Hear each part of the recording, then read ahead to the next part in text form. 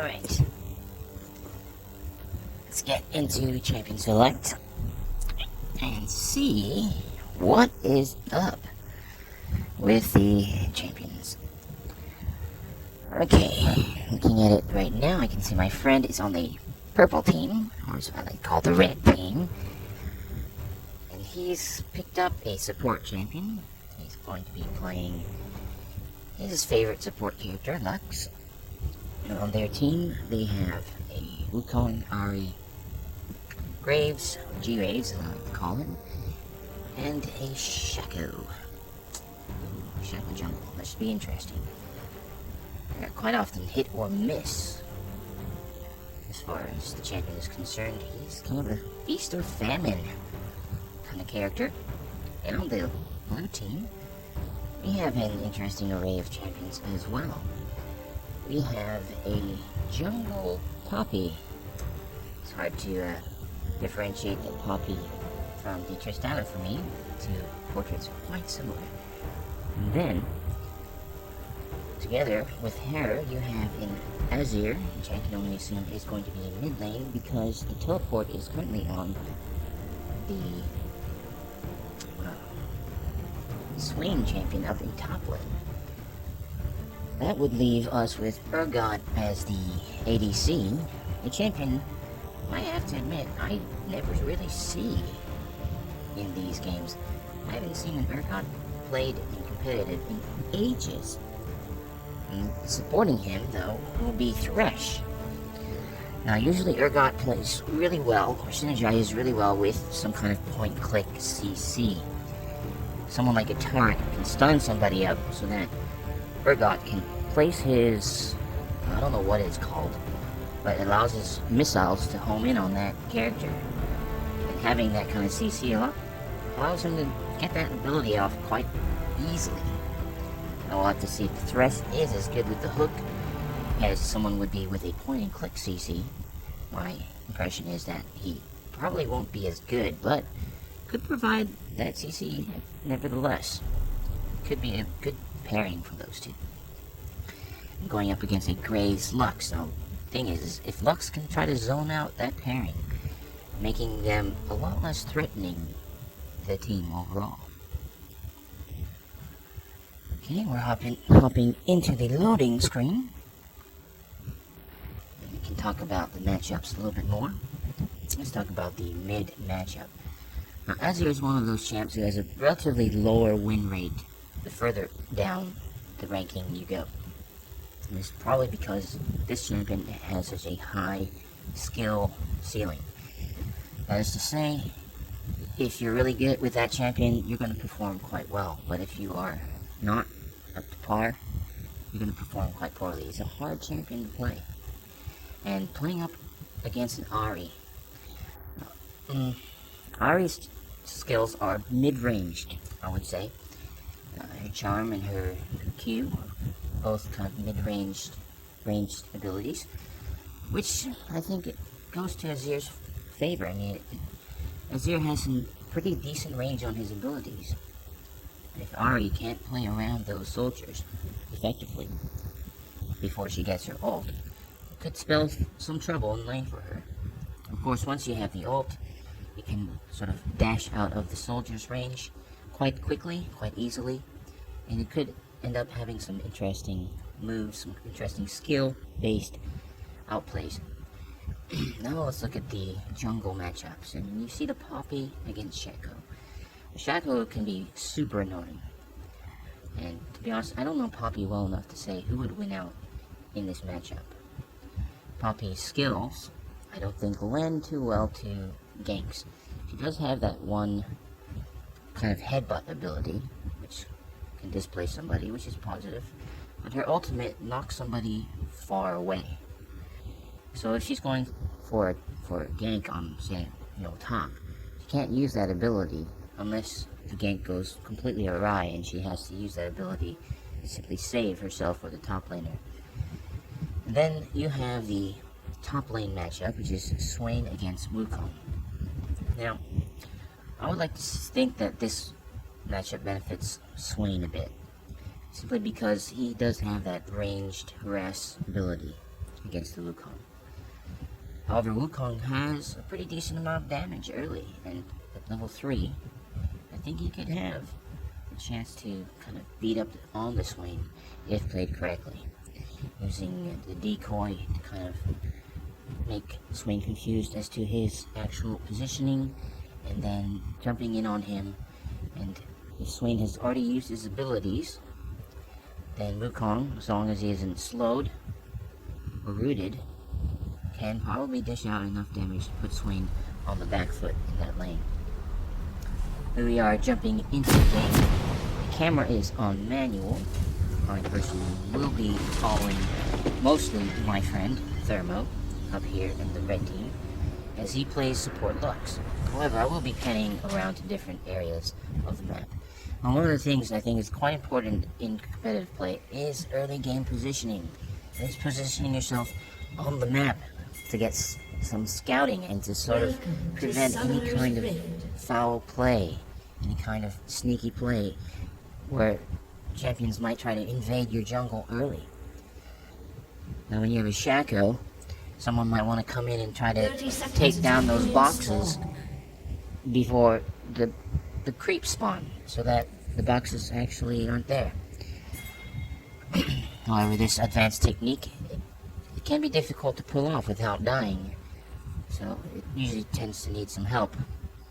But doing that can delay his jungle clear significantly and cause problems for Shaco, as he does like to get his levels fast.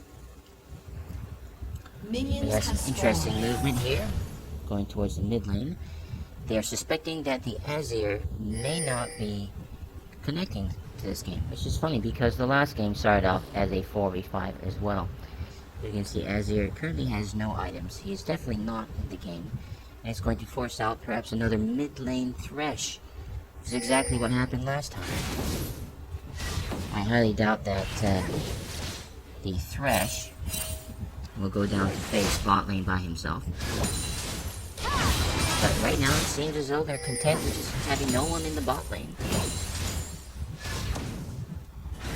Apparently the Thresh realizes the importance of having someone in that lane, and he leaves Urgot against Ahri, which I think is probably good for Ahri.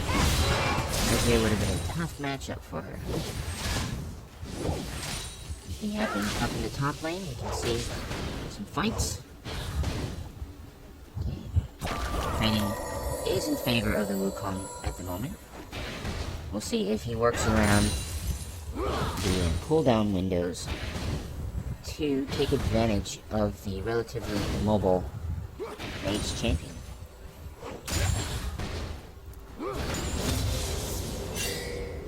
He's not the way pushing up against him. Interesting strategy.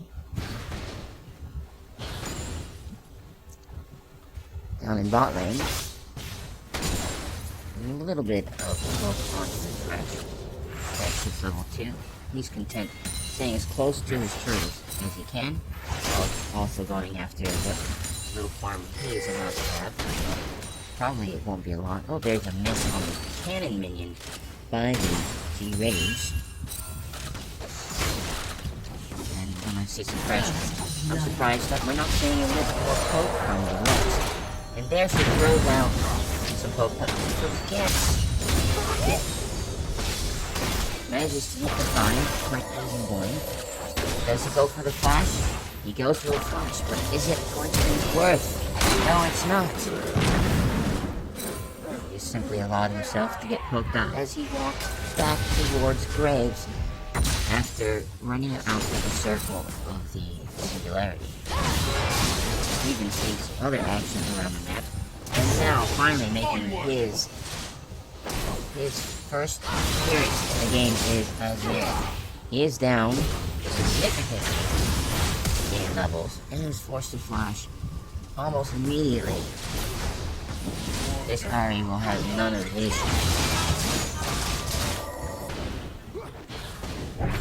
Shaco makes a surprise appearance, but gets rooted down.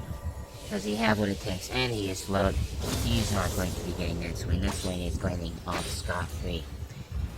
Okay, who's got the kill? The Urgot has a kill. It was Urgot who got a kill And it appears he got the kill on Shadow. I was not watching.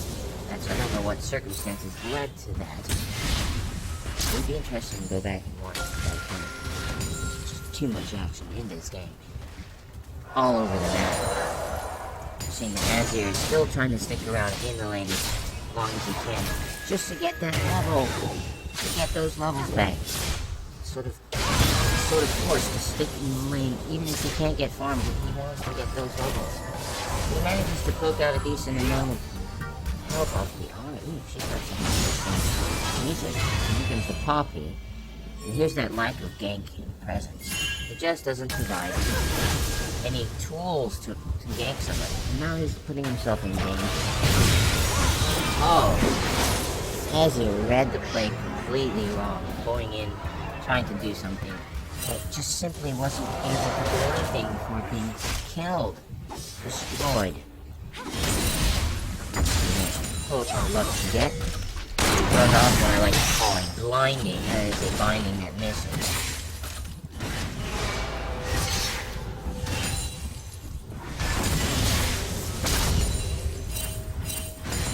Let's look at the farm numbers now. You have 29 on the Graves, which really isn't stuff.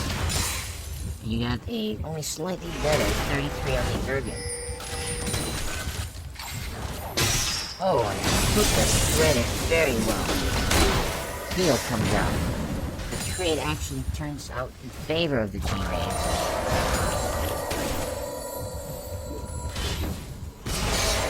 See if the Lux can provide any pressure. She's low on mana, as is the G-Rays.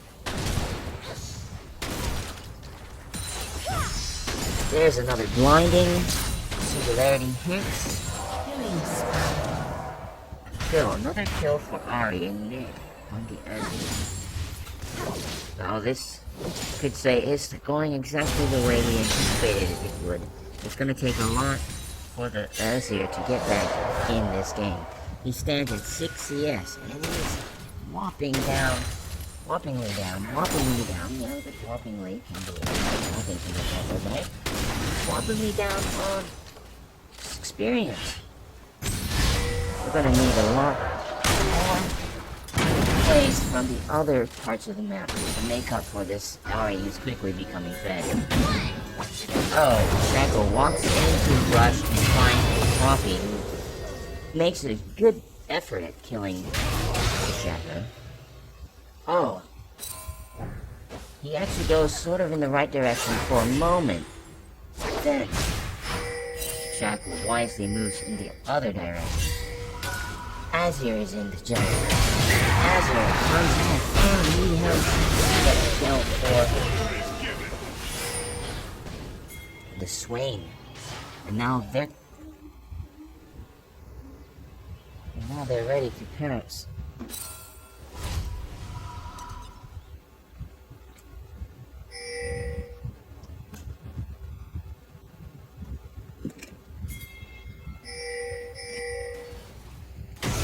Here's the Azir again. Ace can't do anything in mid lane, so he decides to roam up top once more. He gets the ignite off. Is it enough? Is it enough? Can we see it? Ooh, how much health does he have? 18 health. The Ahri roams up.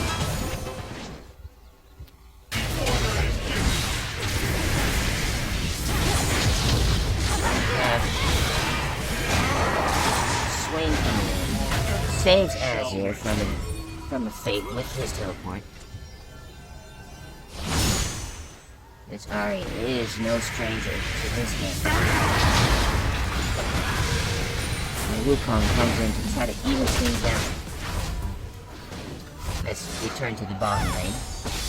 Or another blinding hits the creeps.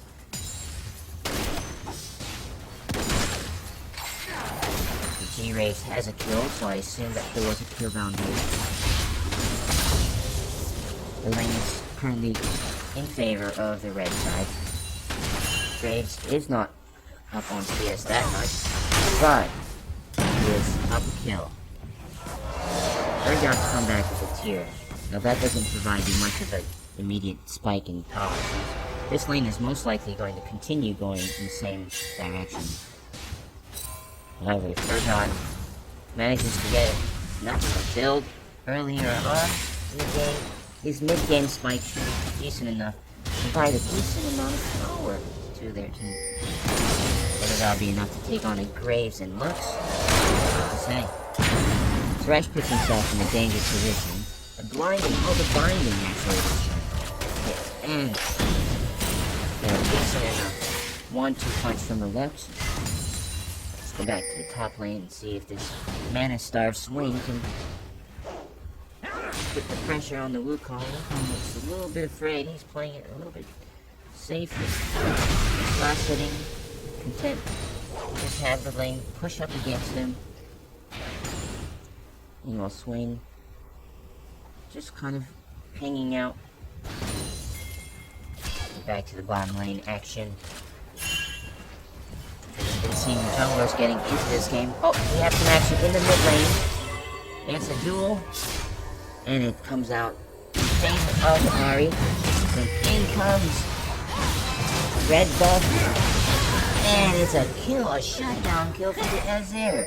That is a big mistake for the Ahri. Not being able to get herself out of that poppy fast enough. That's going to provide a huge boost to Azir, who, in my opinion, has been playing decently enough. His decision to roam up top helped bring him back up in levels, and now, with the help of the jungler, gets a kill on the fed Ahri. Huge kill. That's going to turn things around for the blue team. Here Shaco trying valiantly to kill. Oh, that was huge. Yeah. And what will happen? Okay. Shaco decides to back off, putting out a decent amount of damage. Here comes the Azir. He's gonna see what he can do. And it turns out, Shaco. Whoa! I didn't know that was gonna happen. He shoots the clone away, but the clone simply comes back. That was an interesting interaction. Shaco being able to take on both Coffee and Azir on his own. That makes this game really hard to predict right now. Shaco going to be a powerhouse in this game or not. It's looking like he is going to make a decent impact on the game. Coffee doesn't seem to be a slouch meanwhile. And just outlasting without enough mana to really control the Wukong.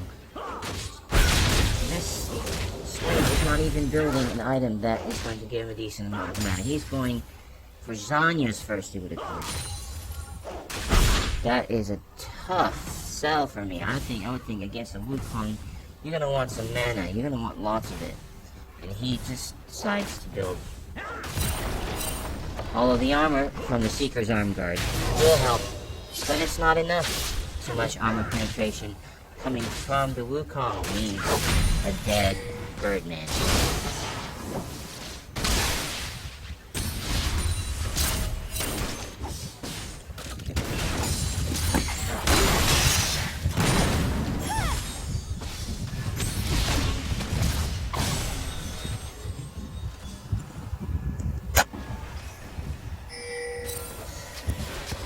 Okay, sorry for that brief delay. It looks like we have some action, a flash, and an auto attack for the kill.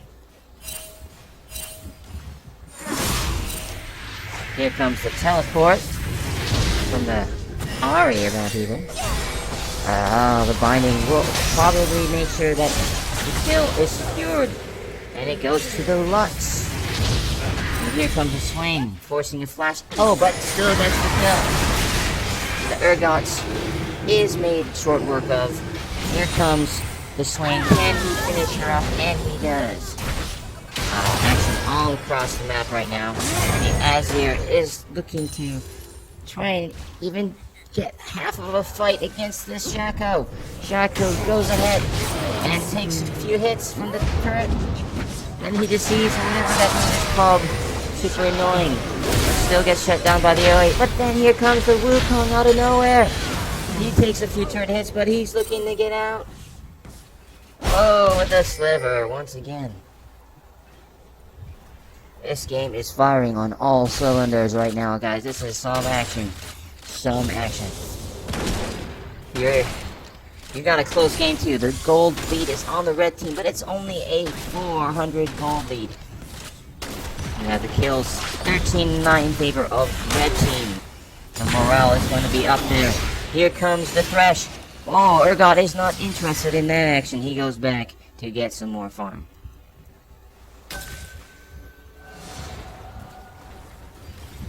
Let's see what Deluxe decides to do. She throws out a Lucent, hits both. But that damage will not stick very long. The blinding, not even close. Here comes the Thresh. He is so into this. He is so aggressive. The Urgot wants none of it. His name is his grandfather. Okay, so we got some wardage here. Should be able to warn them of this incoming mid lane roam. Oh, she's coming in. Oh, she gets hooked. What is this? Is this gonna be a kill? It is a kill. Is it another kill? It's another kill.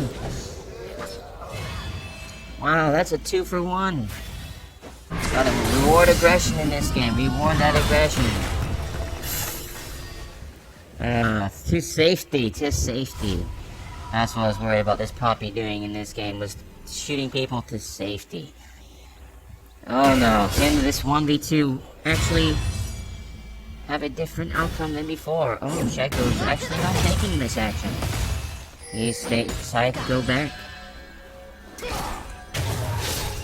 And the gold lead has gone to the blue team now with that series of events in the bottom lane. Let's look at this fight here. Oh, a Poppy flashes across the wall. Now the Shaco's got a Thresh he can feed on. But here comes the Urgot. Oh, and at that same time, there was the Poppy thinking, oh, I'm just gonna fight this red buff. That was hilarious. What was he thinking? And it chases on for this sneaky Shaco, and he walks right by him. Does he have the damage? Does he have it? He does. But he dies. And further down into the jungle comes the red team. We've got a trio, and we have the one Azir, who's about to face off against the Graves. He seems to not understand what's happening. He gets invaded. He's trying to run away. He uses his heal. Is it going to be enough? Oh, the ultimate finishes off Azir. Meanwhile, Lux seemed to have no idea that was happening at all and provided no relief for his ADC. That's my friend Deluxe, by the way. Yeah, I am ragging on him a bit. And with that series of events, red team takes back the lead and has a 6-kill lead and about to take down bot lane turret. Little difficulty. Anything interesting happening here with the top lane? Oh, it's pretty boring. Nothing much going on. Let's see what Ahri's going to take the turret as well. Increasing the gold lead. She's waiting. Blue team's turret has been destroyed. Make sure she gets that last hit. Here comes the Wukong. He gets hit up. Top lane turret does not have too much health. I gotta commend this Shaco. He's been pretty stellar this whole game. Yes, he's died 4 times, but man, has he made a difference in this game. Otherwise, I would say that Urgot's farmed really well. He's got 4 kills. He's doing pretty good. He's one of the champions that will do pretty well in this game if he keeps playing this way. Aside from him, you've got Azir, whose farm is still below the levels of Ahri's farm, and still is behind on levels overall at the lane. I do like the Thresh play, but I think he can sometimes be a little too aggressive and reckless.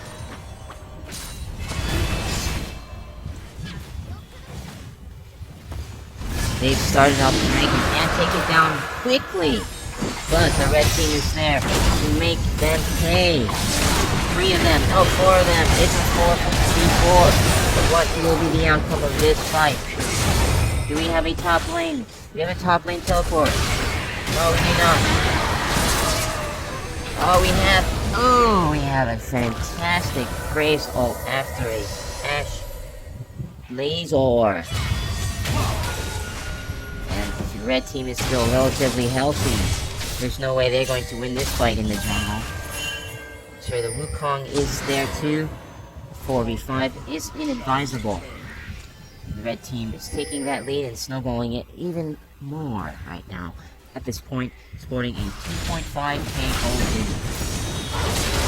Oh, and Urgot takes Charm to the face. He's tanky. Is he tanky enough to survive this? He is! And they trade 2 for 1. Shutting down the Ahri and taking down the monkey, the Wukong.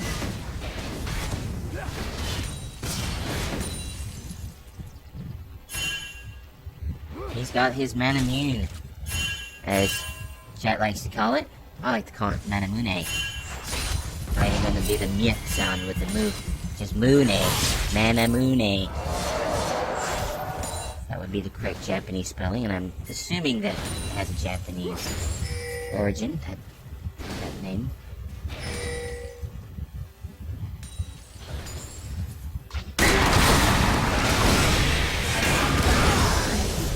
Oh, that fight whoa! That fight ended up being a lot closer than I was expecting it to. Oh, here comes the Shaco again. Okay, that's a quick stun. Maybe allows him to get away. Will he decide to use his ulti?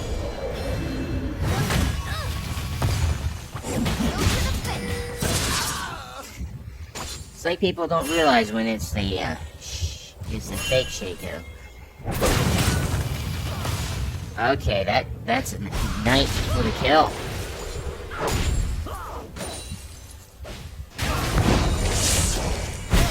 As you decide to come in. It's just too much power there on the Shaco. It's goes 8 and 5 now. That's Ravenous Hydra doing some work.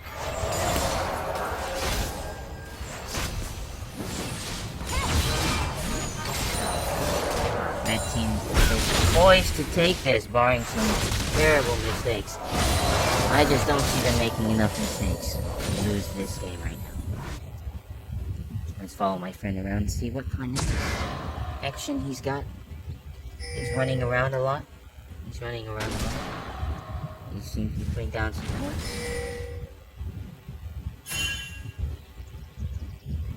There's a stray Lux in the jungle. Camouflage Lux. Goes to join his ADC friend. Easy binding and short work if he has here. Doesn't even pop the Lucy where he doesn't need to.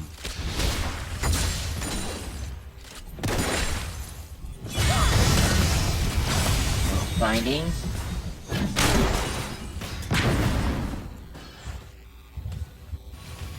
I'm liking this synergy with Lux and Graves. Blue team's turret has been destroyed. Another turret goes down, pushing the lead up to 3.6k at this moment. And there's the Poppy once again getting caught, trying to get red buff. Hasn't he learned? Has he not learned? I guess not. You see the enemy team in the jungle, you don't go start the red buff. That is a fool's errand. A double binding. But the Swain is too powerful, and with no ultimate on the Graves to be used, he is taken down. This Swain is perhaps the one ray of hope, the one ray of light that this team has to win this game.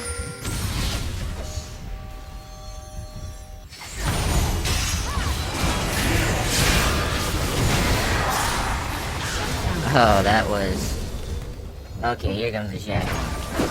Shaco likes his chances. But his chances are useless. And the Lux wants to fight, but the Lux has no mana. He gets a kill, but that's overall in favor of blue team. They're still scraping up against a pretty tough wall in a 2.1k gold lead that the red team has.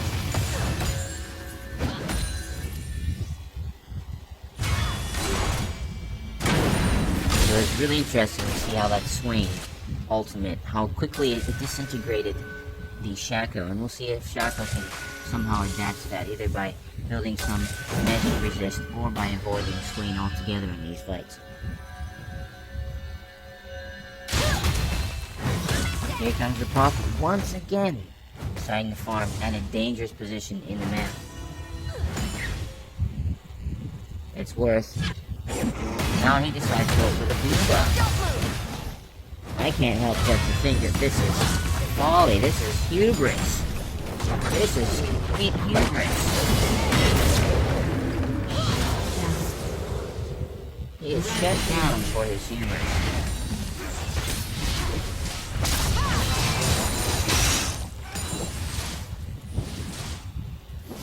It's amazing how quickly he died to that Shaco.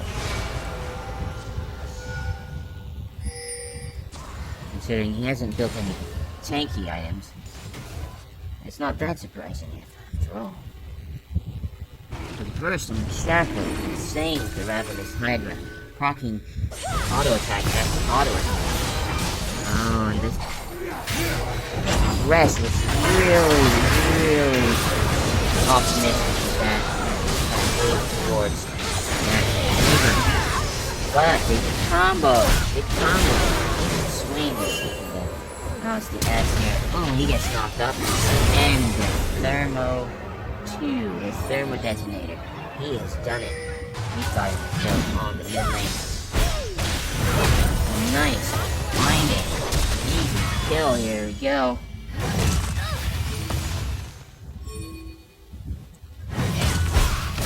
That's all it takes.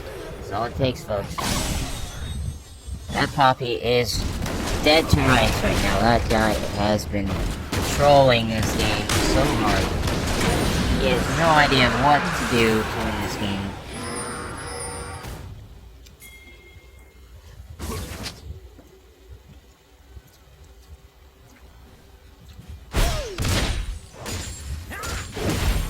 So while I do like the swing, this Wukong's been farming up a storm and has a 6-3 score of his own to boast. That full beat has continued to favor the red team. It is pushing up hard against this blue team. They just can't get around. What's this Urgot been doing? Has this Urgot been AFK? It would appear that this Urgot's been AFK.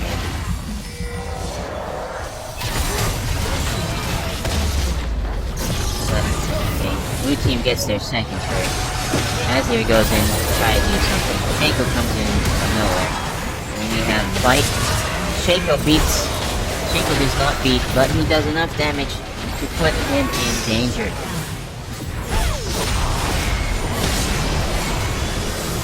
Poppy wants to get some of this action. Who does he target? He gets one kill. Does he get a second kill?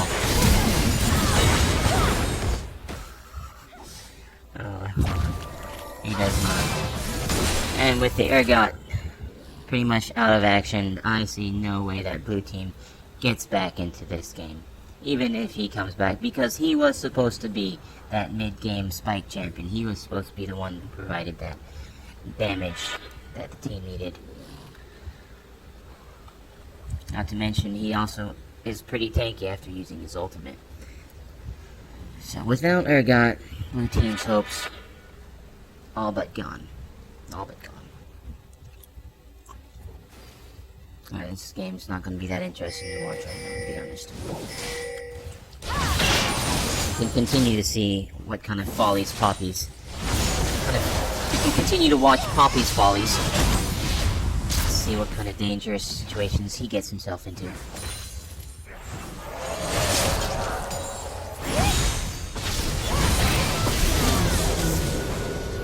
I like that combo.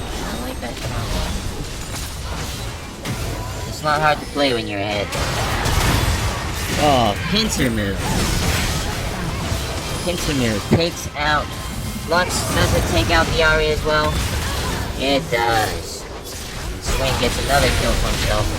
But the rest of the team is in for some more action. It's the Shaco, it's the Wukong, it's the Blue G-Raves. that's pretty much an ace. Here got it out of the way.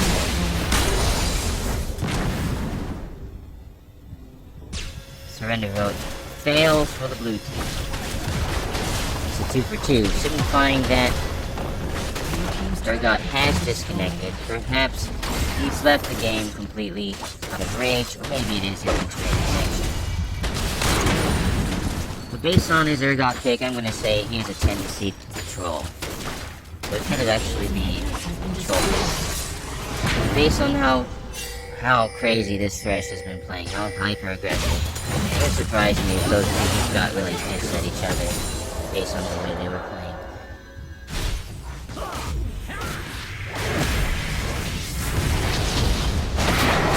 Swain Shaco once again. Swain Shaco, who wins this fight this time? It's the Shaco! But Shaco gets obliterated by Poppy. Poppy exacts revenge. The many, numerous times that Shaco killed him. Meanwhile, in the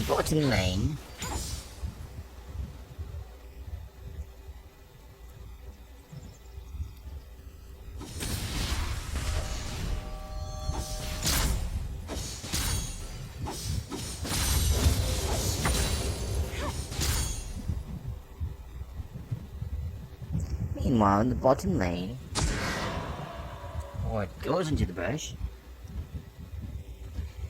This would be the time that people would start cheering for things like wards.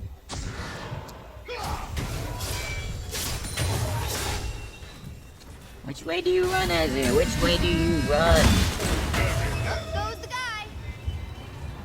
Where did he go? That's a fun ultimate. I just don't see that it has a lot of uses in this game.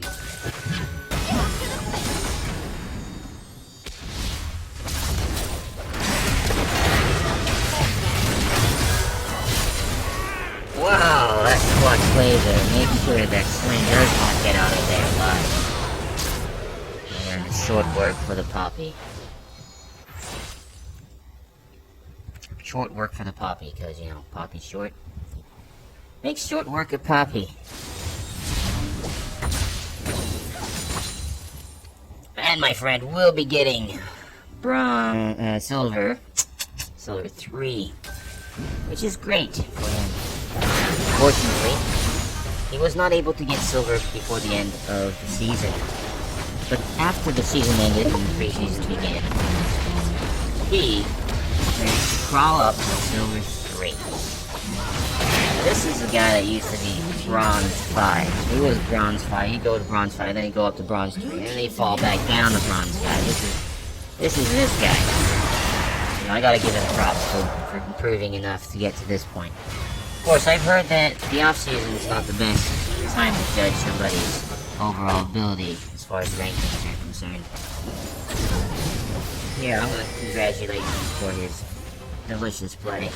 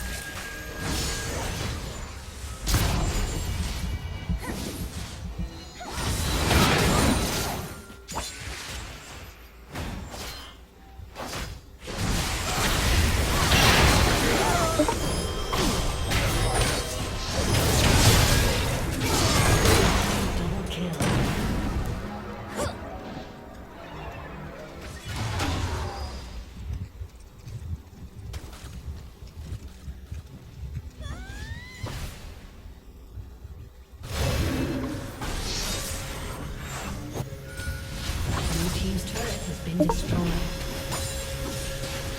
Blue team's turret has been destroyed.